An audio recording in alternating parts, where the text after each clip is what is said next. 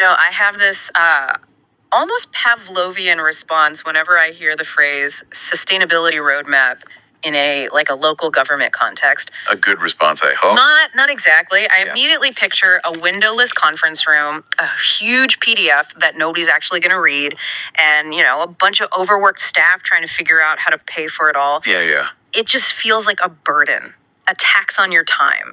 That is the standard reaction. Great, another mandate from above.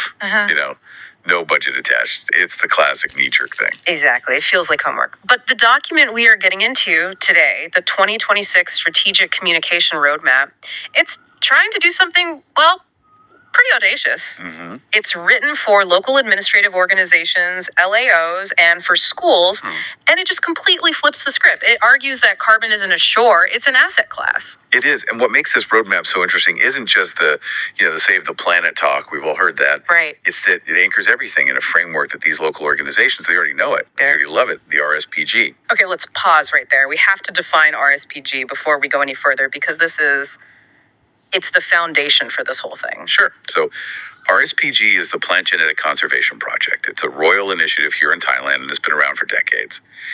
The goal is basically preserving local plant genetics, biodiversity, all that traditional knowledge. So practically speaking, most local councils and schools, they already have an RSPG base of some kind. Exactly. They've got a botanical garden or they're registering local herbs, maybe a protected forest patch. They see it as conservation, as heritage. Okay. What this roadmap does is it says, hey, that heritage, that's actually a carbon sink. And that carbon sink is your economic survival kit for the next decade. Economic survival. That's the phrase from the source that just jumped out at me. It's not economic bonus, it's survival. It's a very, very deliberate choice of words. It implies that if you don't get on board with this, well, you get left behind. So, our mission today is to walk through this 4-quarter plan. It takes us from January to December of 2026. And it promises to take an organization from just, we have some trees, to we are a certified low-carbon leader. And getting there, well, it requires a lot more than just planting a few saplings. It requires navigating the politics of local government. It's strategic change management. Which is where this thing gets surprisingly psychological. So let's look at phase 1, quarter 1, January to March. The title is Laying the Foundation and Building Alliances. Right. And if you look at the action items for Q1, you'll notice something is missing. What's that? There's zero digging. Yeah. No planting. No physical labor at all. So it's all talk. It is, but it's strategic talk. The target audience for this first quarter is exclusively the executives. Yeah. The mayors, the school directors, the real decision makers. Uh. The roadmap recognizes a hard truth. If the boss thinks this is just extra homework, the whole project dies in February. So how do you convince a mayor who's worried about potholes and school lunches and, the next election to care about a carbon strategy? You use the one-page brief. I was a little skeptical of this part. Is a single page, is that really enough to shift policy in a big bureaucratic organization? Well, think about the alternative. You walk in with a 50-slide deck about global warming. Eyes glaze over. Immediately. The one-page brief is a tactical constraint. It forces you to boil the ask down to something. Well, something non-threatening. You're not asking for a $1 million bat budget yet. You're just asking for permission to explore. And the roadmap gives us the hook for that brief. The key message for Q1 is, carbon is an opportunity, not a burden. You frame it as modernizing the work they're already doing. Mayor, we're already funding this RSPG plant project. Why don't we get credit for it? That triggers a total different part of the brain. It's about efficiency and recognition, not just, altruism. There's also a seminar title in here that I thought was doing a lot of heavy lifting. RSPG, King's Science to Low Carbon Economic Survival. That title is a masterclass in bridging, isn't it? King's Science appeals to the traditionalists, the conservatives. Low carbon economic survival appeals to the modernists worried about budgets and trade barriers. It ties the past directly to the future. Exactly. It makes it very, very hard for anyone to say no to. Okay, so let's assume we pull it off. It's March. The mayor has signed off on the one-page brief. We have the green light. Now we hit quarter 2, April to June. The roadmap calls this exploring treasures and collecting data. This is where the rubber meets the road, or I guess where the tape measure meets the tree bark. And this section seems to pivot away from the executives completely. It has to. Executives don't measure trees. The target audience here shifts to the operators, the teachers, the municipal staff, and very interestingly, the farmers. And the main activity is biomass calculation. Okay, we need to geek out here for a minute. The source talks about turning plant registration into a carbon savings account. But how do you actually get from a tree in a schoolyard to a number on a spreadsheet? That's a great question, because people assume it involves like high-tech satellites or something, but it's actually very analog. Really? Yeah, you measure the height of the tree and you measure the girth, the circumference at chest height, about 1.3 meters off the ground. That's it. Just a tape measure. Well, you take those two numbers and you plug them into an allometric equation. An allo what now? Okay, define that for us. It's an allometric equation. It's basically a biological formula that relates the size of a tree to its mass. Different species have different wood densities, right? Sure, hardwood is heavier. Exactly. So if you know the species, which you do from the RSPG registration, and you know the size, the formula tells you the biomass. And carbon is roughly half of that biomass. Roughly, yeah. So suddenly that tree isn't just scenery or shade. You can actually quantify it. You can say, that tree right there holds 2 tons of CO2. And that is the aha moment the roadmap is aiming for. Correct. The source calls this data as treasure.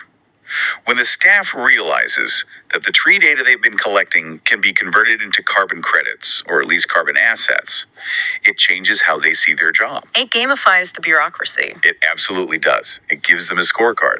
And frankly, without this step, you can't manage anything. You can't claim to be low carbon if you don't even know what your baseline is. So we've got permission in Q1. We've got the hard data in Q2. Now we hit the second half of the year, quarter 3, July to September. The theme is expanding to practice. This is the sandbox phase. I like that term, sandbox. It implies you're allowed to make a bit of a mess. You have to, because now you're asking people to change their behavior. And that is infinitely harder than measuring a tree. The roadmap highlights 2 specific pilot projects here. Right, Napiak Silupeng and RSPG agroforestry. Let's unpack the first one. Napiak Silupeng is alternate wetting and drying for rice farming. Why is this in a carbon roadmap? I mean, rice is green, it's a plant. The rice is green, but the water is the problem. Traditional rice farming floods the paddy for the whole season. When that soil is submerged, it becomes anaerobic, no oxygen. And anaerobic bacteria produce methane. Massive amounts of methane. And methane is, 25 to 30 times more potent than CO2 at trapping heat in the short term? It's a huge slice of the emissions pie for these communities. So the alternate wetting and drying is what? You just pull the plug on the water every so often? Essentially, you let the field dry out until the soil just starts to crack, then you flood it again. It disrupts the life cycle of those methane-producing bacteria. It can cut emissions by a huge percentage. Okay, but here's where I put my skeptic hat on. If I'm a farmer, and I've been flooding my fields for 40 years, because that's how my grandfather did it, and you tell me to dry them out, You're going to be suspicious. I'm going to tell you to get lost. It sounds so risky. What if the rice dies? What if weeds take over? You are absolutely right. That is the biggest barrier, which is why the roadmap emphasizes the sandbox approach. You don't mandate this for every farmer in the district. You find 3, You early adopters? the risk takers. You find 3 farmers who are curious, or the school's agricultural center. You run the pilot. You prove 2 things. 1, the rice didn't die. And 2, you actually saved money on pumping because you used less water. The roadmap also mentions incentives, organic fertilizer, certificates. It's the spoonful of sugar. You can't rely on ideology alone to drive this kind of change. You need tangible rewards. And the messaging shifts in Q3 too. Did you see the key message? I did. Starting today is the survival of the locality. It's gotten urgent. In Q1, it was an opportunity. Now it's survival. We've run our pilots. We've struggled through the behavior change. Now we are in the home stretch. Quarter 4, October to December, summarizing results and declaring honor. The Victory Lap. And this is all centered around an event, the Open House RSPG Low Carbon. Is this just, a PR stunt? It's PR, but it's strategic PR. The source is very specific about this. You are not just cutting a ribbon. You are putting numbers on a board. We reduced X tons of carbon. We have Y number of trees registered. And this leads to TGO certification. TGO being the Thailand Greenhouse Gas Management Organization. How big a deal is that, really? It's the gold standard in this context. It's like the diplomatic passport for your project. Anyone can say, we're green. But if you have the TGO stamp, you have verified audited data. And what does that stamp actually get you? Access. It gets you access to funding from central government agencies. It attracts corporate social responsibility money from big companies. And crucially, this is how you justify the budget for next year. That's the budgeting for 2027 part. Exactly. You use the success of Q3 and the certification in Q4 to prove to the council, this works, now fund us to scale it up. You move from a pilot to a permanent line item. Okay, I want to pivot to what I think is actually the most valuable part of this whole document. We've covered the what and the when, but the quick guide, the stakeholder communication matrix, that covers the how. I agree 100%. This matrix is the secret weapon. It acknowledges you just cannot say the same thing to everyone. It's pure strategic consultancy. So it breaks it down into 3 groups: executives, staff, and locals. Let's start with the executives. We talked about the vision pitch in Q1, but what about at the end of the year? This is fascinating, the matrix says. At the end of the year, do not talk to your executives about soil pH or methane. Talk to them about awards and trophies. It sounds a little cynical, appealing to their ego like that. It's not cynical, it's realistic. Leaders have to answer to their bosses or their voters. They need deliverables. A trophy, a certificate, that's a physical symbol of success they can hold up. The roadmap says, give them the stage. Okay, what about the staff and the teachers, the people who actually had to go out and measure the trees and manage the rice paddies? This is where most initiatives fail. Management frames new projects as, it's for the good of the company. But the staff just hears, more work, same pay. So how does the matrix handle them? It suggests you frame it as workload reduction or skill upgrading. Wait, how is measuring 1,000 trees workload reduction? That sounds like a lot of work. It's about integration. You integrate it into what they are already doing. If you're a biology teacher, you're already teaching plant biology. Ah, I see. So don't add a new class. Just use the RSKG carbon data as the lab practical for the existing class. You're not adding a task. You're giving them a better tool for an existing task. Smart. It turns a burden into a resume builder. And finally, the farmers and locals. The most pragmatic group of all. And the matrix is blunt. Do not talk to a rice farmer about corporate vision or global climate accords. So what do you talk about? In Q1, you talk about benefits. But by Q4, it's all about profit and price. As in low carbon rice sells for more. Exactly. We used less water, so your pump cost went down, your margin went up. That is the only metric that guarantees this project survives after the consultants leave. If it doesn't make that, it doesn't make sense. It really respects the intelligence of each audience by meeting them where their interests actually are instead of where we wish they were. It treats communication like a precision tool. Use the wrong key, the lock won't turn. So we've dissected the year, but the source has this great section called Immediate Next Steps. It asks the reader, what can you do next week? I love this section. It just cuts right through the procrastination. It suggests the soft launch. Can you walk me through that? A soft launch is the opposite of a formal meeting. It suggests you just have a casual conversation. Maybe you're getting coffee with a department head. You drop the topic into the air. Like, hey, did you see that news about the carbon tax coming? Exactly that. Or, I heard some schools are getting funding for their trees. You're not pitching. You're pinging. You're waiting for the echo. And if they roll their eyes, you know you have more work to do on the framing.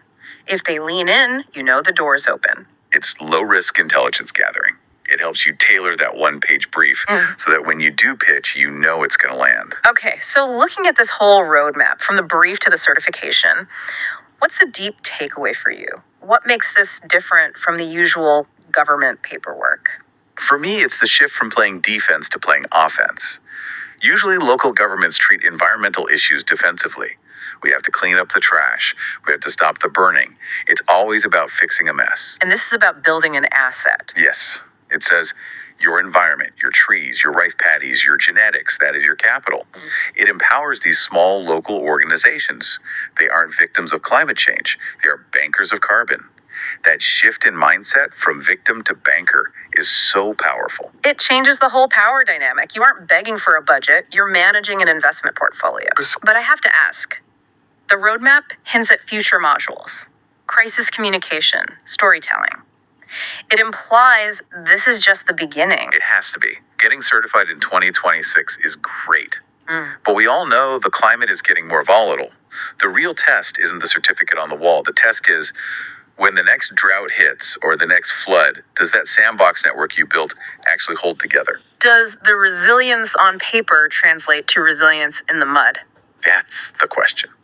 I'd like to think that by building these alliances in Q1 and proving the economics in Q3, you are knitting the community together in a way that helps them survive that storm. It's a compelling vision, and it starts remarkably simply. With a one-page brief And a coffee chat. and a coffee chat. So for you listening, whether you're running a school, sitting on a local council, or just trying to get your own company to take sustainability seriously, look at your strategy. Are you trying to plant the forest before you've built the alliance?